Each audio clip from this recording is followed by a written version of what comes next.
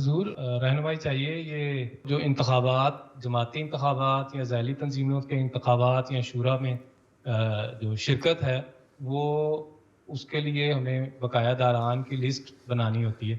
تو اس میں کوئی مدت ہم لے لیں کہ پچھلے 3 سال سے جو کنٹینیوسلی دے رہا ہے، جو بقایا دار نہیں ہے، ہم اس کو شامل کر سکتے ہیں، یا کہ لانگ ٹرم کے لیے 8-10 سال کا اگر پیچھے بقایا دار رہا ہے کچھ عرصہ، اس کے بعد ابھی وہ 2-3 سال سے دے رہا ہے بقایا ریگولرلی، تو کیا ہم اس کو اس میں شامل کر سکتے ہیں؟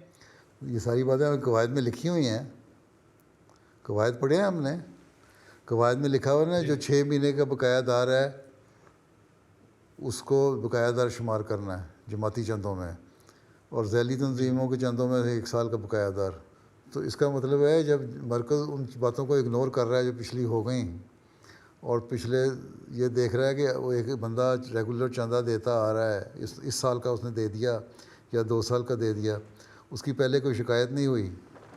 اگر وہ اتنا بقایا دار تھا تو اس کے بارے میں کبھی آپ کی جماعت نے پوچھا نہیں کہ یہ اتنا بقایا دار ہے، اس کو بقایا دار شمار کیا جائے کہ نہ کیا جائے. اب جب اس نے 1 سال کا چندہ میں سے 6 مہینے کا چندہ دے دیا اور صرف 6 مہینے کا بقایا دار ہے، تو وہ قواعد کی روح سے حصہ نہیں لے سکتا.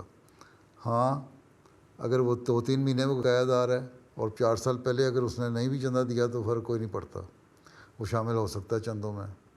لیکن یہ غلط ہے کہ کسی بقایا دار جو ہو اس کو پھر بھی آپ شامل کر لیں انتخابات میں، اور اس کو بعد میں کہتے ہیں کہ اچھا اپنا چندہ بقایا ادا کر دو.